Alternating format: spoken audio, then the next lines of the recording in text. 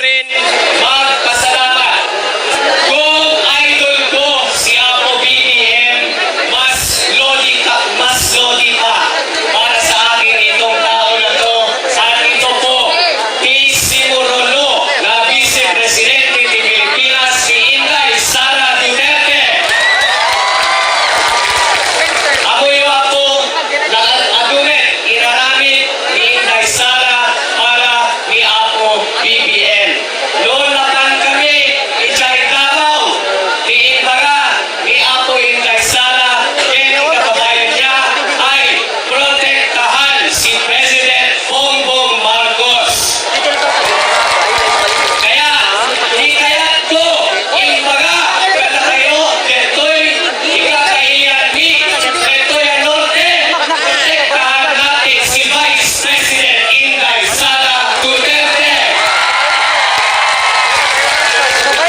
Dahil po, napakalaking utang na loob talaga bilang panganay, bilang anak ni Apo BBM sa lahat po na ginagawa ni Inday Sara Duterte. Kaya, ang hinihingi ko sa inyong lahat dito ngayon, kapag may lumalapit po kay Inday Sara Duterte na sinasabi niya, naku Apo, kaya't ko ang suporta, pero Vice Presidente lamang.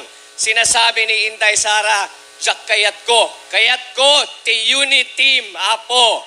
Kaya, sa lahat po sa inyo na nandito ngayon, sana po may sa aboto para kay BBM, may sa aboto para kay Inday Sara Duterte, Apo. Amoy Apo, bago ko ito na yung aking speech, nung pumunta ako sa Mindanao, kasama ni Apo BBM, nakad-adumin kayo, napikon sa akin dahil sinabi ko, madaming maganda daw sa Mindanao. Kaya, gusto ko sabihin sa iyo, nakad-adumin, napintas, dito yan Ilocos Norte, Apo. Ay, ayatin kayo. At sana naman, Apo, hal natin na rin pipatang at apay may isa ni kandidato dito Sandro Marcos para diputado, di mo na distrito, Apo. Pero higit sa lahat, ako po ay talagang nagpapasalamat sa napakainit na suporta na ipinakita niyo sa ating napakalaking tiwala na ibinigay niyo po sa lahat ng unity rito. Kaya, Diyos ulay, tinanina Apo ang piyag ti Ilocos Norte.